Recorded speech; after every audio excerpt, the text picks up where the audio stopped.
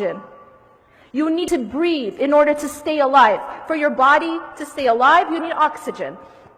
And everyone in this hall knows that if you are deprived of oxygen, you will only be able to survive for a very short amount of time, and then you will die. Agreed? Now the heart also needs oxygen. And it's interesting because the trees, what do they give us? They give us oxygen. And in fact, Allah subhanahu wa ta'ala actually made this connection with the tree and the good word, the goodly word, that kalimatun tayyibah.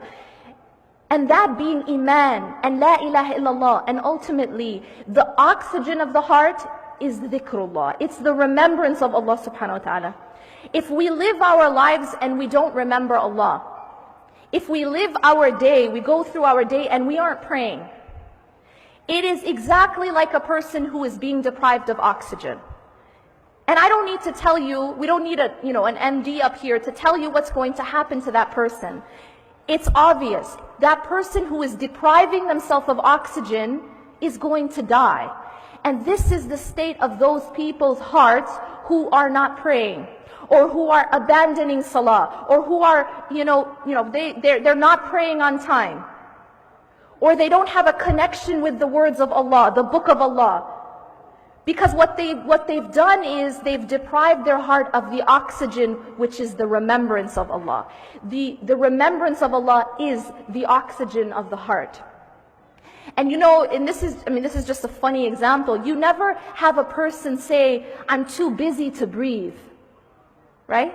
You don't have anyone say, I'm in a really important meeting, so I'm going to breathe tonight. Or I'm not having a good day, so I'll leave breathing till tomorrow. Because I'm really down, I'm not in a good mood. Nobody says I'm watching a TV show, so I'm not going to breathe. Or I'm at the mall. You understand the point here. We know that we have to breathe to stay alive. And it does not matter where we are, or in what state we are in, or in what condition we are in. Even when you're in US airports, you still breathe, right? Yeah? What happens when salah time comes and you're in an airport? Your salah is your oxygen. You cannot think of it as anything less.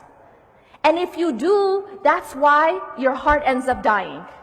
Really, it isn't rocket science. When people want to understand why they're having a spiritual crisis, it really is not complicated.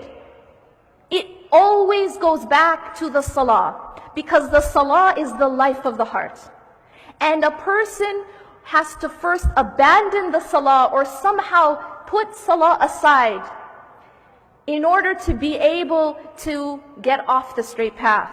So the salah becomes a protection, and it is also the life of the heart. Now we also know to take care of the body we need food. We have to feed the heart. What is the food of the heart? It is also the remembrance of Allah.